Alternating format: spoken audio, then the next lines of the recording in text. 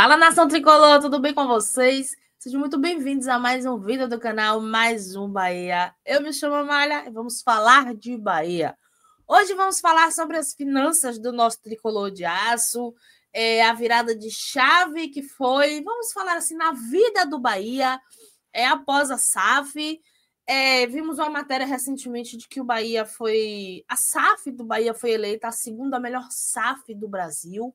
Vamos conversar um pouquinho sobre isso. Eu vou trazer um videozinho de um podcast de um canal que eu gosto, já trouxe até vídeo deles aqui, eles explicando um pouquinho como funciona, né, os bastidores da SAF do Bahia, como está sendo criado, montado, né, todo o projeto do Bahia.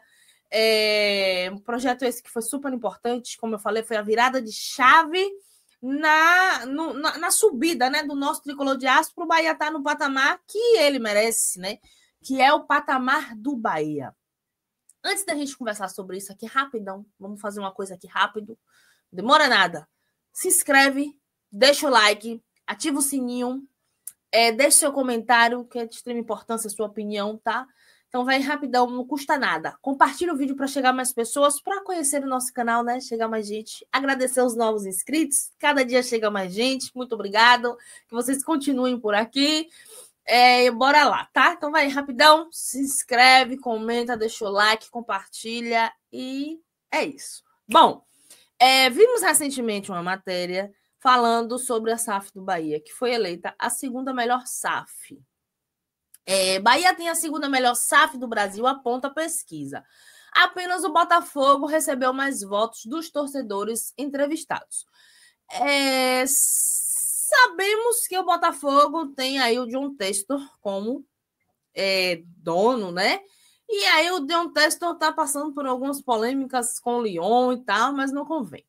A SAF do Bahia é considerada a segunda melhor SAF do Brasil, aponta a pesquisa realizada pelo Instituto em levantamento feito através de resposta de torcedores de diversos clubes ao redor do país. Uma das afirmações obtidas é de que 45% dos torcedores são favoráveis à SAF no país. Não é à toa que o nosso ex-rival está aí desesperado, a todo custo, em busca de SAF, né, que deve ser que a Limpurb que vai patrocinar.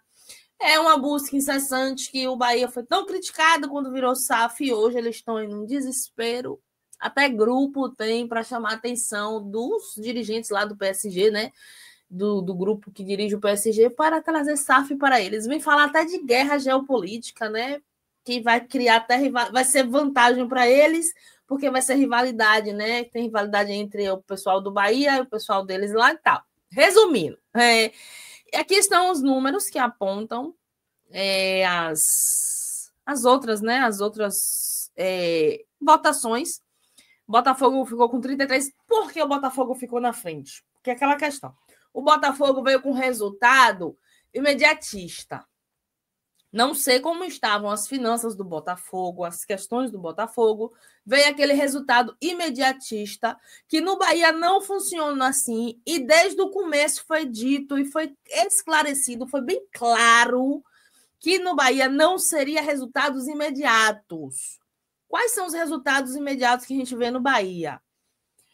A organização está acontecendo no Bahia, a organização financeira, estrutural, né? Vemos agora essa questão do CT, já foi o fazendão, né? Vendido, tudo isso, vemos essa organização, contratações boas que a gente não tinha, questão de ter um jogador bom e não repassar, não vender porque não precisamos, a gente bater recorde de premiação e bilheterias, né? Que a gente tem esses números atuais aí, que o Bahia acho que bateu 60%, né, do que só esse ano, do que tinha que acontecer. Então, assim, como eu tinha visto uma vez, eu sempre falei sobre isso. O Bahia está plantando para colher. O Botafogo, eu não sei explicar a vocês se é bom ou ruim para o Botafogo isso. Foi um resultado imediatista. Botafogo, ano passado, foi campeão do Brasileirão, foi campeão da Libertadores, né, tudo mais. Não sei se isso é bom para o futuro, como vai ser o futuro do Botafogo. Como eu falei a vocês, a gente tem aí agora a questão do Lyon, né? que é do John Textor também. Tanto que a torcida lá até fazendo protesto, né, para que ele fosse demitido, expulso e tal, não queria mais ele no Lyon. A torcida francesa. Lyon que terminou o campeonato, se não me engano, em 6º lugar. Acho que foi 6º lugar. E foi rebaixado por questões de dívidas. Lá o fair play funciona, né? Tá eu com minha canetinha na mão aqui. Lá o fair play funciona. É o que está querendo implantar aqui no Brasil. Inclusive, estou um pouco assustada com o novo dirigente da CBF, que ele meio que está querendo arrumar casa. Não sei se vocês viram as últimas notícias, mas o querido, com todo respeito, está aí vendo algumas normas, algumas coisas aí para ajustar, questão de arbitragem, sabe? Coisas que a gente vinha pedindo há muito tempo, e ele está aí nos degrauzinhos, subindo. Eu tô achando muito bom. Então, sabe quando a esmola é demais, o santo desconfia? Mas não convém, né? Aí vem a questão do fair play. Lá funciona. Então o Lyon foi rebaixado, diz que vão recorrer aí, mas creio que não vai dar em nada, porque a gente sabe lá que as coisas são mais sérias, então acho que não vai dar em nada, o Lyon vai ser rebaixado por conta de dívidas. E aí fica aquela questão, né? O povo questionando, como é que John Textor estava no Mundial, aquela farra toda, não sei o que, e o outro clube nessa situação pegou meio mal, né? Meio feio. E aí o que a gente vê? O Botafogo já ganhou tudo isso. Então, sei lá, eu não tô aqui para julgar, mas não sei se é bom, poxa, já deu resultado, ou se é meio que um cala-boca, ganhamos tudo isso, agora vou fazer o que eu quero. Não estou aqui acusando, tá, gente? É um dos pensamentos intrusivos que vem na nossa cabeça, né? Ponto. Vamos voltar para o Bahia. A SAF do Bahia, como a gente já sabe, é aquela questão de médio a longo prazo, né? Que tudo está sendo construído para vir os títulos. Como eu já tinha falado aqui, eu canso de falar isso, dá uma pesquisadinha aí na história do Manchester City, né? Foi a mesma coisa do Bahia. Era um time fraco, que vivia lá nas segundas divisões, que não ganhava nada. E olha onde o City está hoje, após a aquisição, né, do grupo, que é o mesmo grupo do Bahia. Então, assim, às vezes a gente, torcedor, que é ansioso, né? Quer ver logo as coisas acontecer, mas a gente não tá vendo que ao redor do Bahia o que está sendo construído, gente. E assim, não vou mentir a vocês, não, estou muito feliz com a situação atual do Bahia. Eu vejo muita gente criticando porque não ganhou nada, que não sei o quê, mas assim, cara, só do Bahia tá. O Bahia parou, né, para o Mundial. O Bahia ficou em 5º colocado no Brasileirão. Quer dizer, ano passado, mesma coisa, a gente chegou. E eu digo mais: se o Bahia triunfar agora o próximo jogo, né, que vai ser contra o Atlético Mineiro, o Bahia pode até chegar ali nos topos, né? Acho que fica em 3º lugar, se eu não me engano. Que o Bahia está com 21 pontos. Os demais estão com 24, 23, por aí. Se o Bahia triunfar, pode até chegar ali no G4, hein? Ano passado a gente viveu isso. Ano passado a gente viveu aquela expectativa do Bahia até ser líder. Ficou oscilando ali vários jogos. No final, que já deu aquela caidinha, aquela preocupação. Mas assim, vocês têm uma noção do que é a gente estar no Campeonato Brasileiro, Série A, e não está disputando para não ser rebaixado. Porque a nossa maior disputa quando estava na Série A era para não ser rebaixado. Como vemos aí o nosso ex-rival. A situação atual do Fortaleza, que eu não até agora eu não consegui entender o que aconteceu com o Fortaleza, né? Fortaleza está nessa situação. Vocês conseguem entender? Então é meio que isso. Bora agora acompanhar, né? Deixar de falar, bora acompanhar o vídeo, que eles falam um pouquinho sobre essa questão da SAF do Bahia, como funciona, né? Como os dirigentes do Grupo City trabalham, né? Que é essa foto do resultado do Bahia, né? Porque se a gente olha lá para uma dívida ali, ainda tem uma dívida muito grande, mas acredito também que é um pouco do processo de um primeiro ano cheio de SAF, né? O Bahia aí sob controle do City Football Group. Mas enfim, como é que você vê, qual é a análise que dá para fazer sobre o balanço do Bahia? Eu acho que você tem que... Gente, sobre essa questão das dívidas, só uma pausa aqui. A gente viu recentemente o podcast, né, do Cast Bahia relacionado às dívidas. O Bahia já não tá com tanta dívida assim, tá? Já foi eliminado A maior parte. O que tem agora é questão burocrática, porque não pode pagar tudo de vez, sabe? Questões contratuais. Mas, assim, em relação à dívida mesmo, o Bahia já está praticamente isento, né? E que olhar a fotografia de 24, mas pensar também na mudança de paradigma que o City Football Group, né, que é o maior estratégico do mundo, né? O City tem 15 clubes aí no mundo inteiro. Dentre eles, claro, o principal é o Manchester City, e até voltando um pouco no tempo lá em 21, agosto de 2021, quando a lei da SAF foi aprovada, todo mundo brincava que o City Football Group era a noiva com quem todo mundo queria casar, né? O Bahia casou com essa noiva ou esse noivo, e de lá para cá vem usufruindo de várias formas aí do que o City traz como um acionista estratégico, né? Um investidor estratégico no mercado. Então, quando a gente olha primeiro, né, se você olhar isoladamente o número de déficit, né, um número que também, como outros que a gente falou aqui no outro episódio, chama atenção, né? Um déficit de 247 milhões de reais. Só que aí você começa a esmiuçar o trabalho que está sendo feito pela nova gestão do Bahia, né? E aí, até usei a expressão aqui antes, a gente estava conversando, né, do Bahia tá no meio de uma curva J, porque, invariavelmente, você precisa fazer um processo de organização interna, né, de saneamento da dívida, de estabilização do fluxo de caixa, de investimento no futebol, né, como qualquer coisa na vida, né? Para crescer, você tem que investir com controle, com uma visão de longo prazo do que você quer fazer, e é isso que o City vem fazendo, e os resultados esportivos do ano passado comprovam, né, a evolução notória aí que o Bahia teve desde o momento que o City assume o Bahia, né? Lembrando que a transação ali para que o Bahia virasse SAF e o City comprasse 90% da SAF foi assinada em maio de 2023, então a gente está há exatos 2 anos, né, de gestão do City Football Group, que na época comprometeu R$1 bilhão por 90% da SAF do Bahia, então R$1 bilhão em investimentos, né, que entram no caixa do clube. E aí a gente olha em perspectiva, legal, até eu trouxe os dados aqui de desempenho do Bahia no Campeonato Brasileiro, né? O Bahia em 2020 ele foi 14º, em 21 ele foi 18º, foi rebaixado para a segunda divisão. 2022 ele volta para a primeira divisão, aí 23 ele ficou em 16º já com o Rogério Ceni, se não me engano, e escapa na última rodada do rebaixamento. E aí em 24 ele termina em 8º colocado, volta para a Libertadores. Mas o desempenho em campo, ele é a pontinha do iceberg de vários movimentos que estão sendo feitos internamente e um trabalho muito robusto da gestão do Bahia, porque quando a gente olha para todos os indicadores de performance de um clube de futebol fora de campo, todos eles estão evoluindo, né? Então, se a gente pegar no passado, o Bahia teve a 4ª melhor média de público do Brasil, 35 mil pessoas por jogo, né? Depois, só dos 3 clubes de maior torcida do país, né? Você tira Flamengo, São Paulo, Corinthians, né? Claro que tem o Palmeiras depois, mas se você pegar desses 3 aí, depois vem dos 4, né? Depois vem o Bahia, com a 4ª, 5ª média, dependendo do campeonato que você pegar.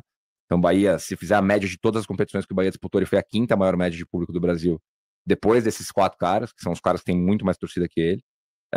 Os investimentos em categoria de base do Bahia, desde que o City assume o Bahia 2 anos atrás, eles quase triplicaram. Em 2024, o Bahia investiu R$25 milhões em categoria de base.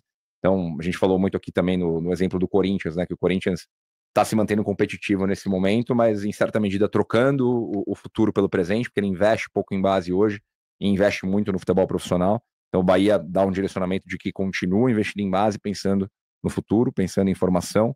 Ao mesmo tempo, né, nesses últimos 2 anos, o City, no controle do Bahia, ele pagou algo em torno de R$200 milhões em dívida, então também, né, desalavancando o clube, tornando o fluxo de caixa mais saudável. E a receita de 2024 para 2023 para 2024, ela cresce 30%. Então, em meio a tudo isso, né, você tem um aumento de receita de televisão, um aumento de receita de B2C, esses, né, 35 mil pessoas de média de público aí nos Jogos do Bahia se traduzem em resultados, se traduz um sócio-torcedor que é super engajado, né? A gente conhece muito bem o trabalho. Lembrando que essa receita que tinha crescido, acho que 34%, que ele falou, agora cresceu em 60%, juntando essa questão de público e premiações. A diferença é algo muito importante que ele falou também, esse investimento na base. Se eu não me engano, eu tinha feito esse vídeo, fiz esse vídeo, de que hoje o Bahia antigamente era aquele clube que vendia, como eu falei, né? Tinha um menino bom na base, o Bahia repassava para outros. Tinha um atleta já profissional bom no elenco, repassava porque precisava disso aqui. Hoje em dia, não. No vídeo que eu trouxe, eles falam que hoje o Bahia é procurado. No caso, assim, a base do Bahia é procurada. E vai ficar ainda mais, né? Porque tem esse projeto do novo CT, a estrutura que vai ter, né? Ele quer fazer o maior do Brasil. Acho que vai ser ali o mesmo patamar do mesmo CT do Manchester City. Querem fazer o maior do Brasil. Então, assim, essa porcentagem, essa procura, essa valorização no Bahia vai ser ainda maior. Cara, como o John Textor falou, o Bahia vai se tornar um monstro, cara.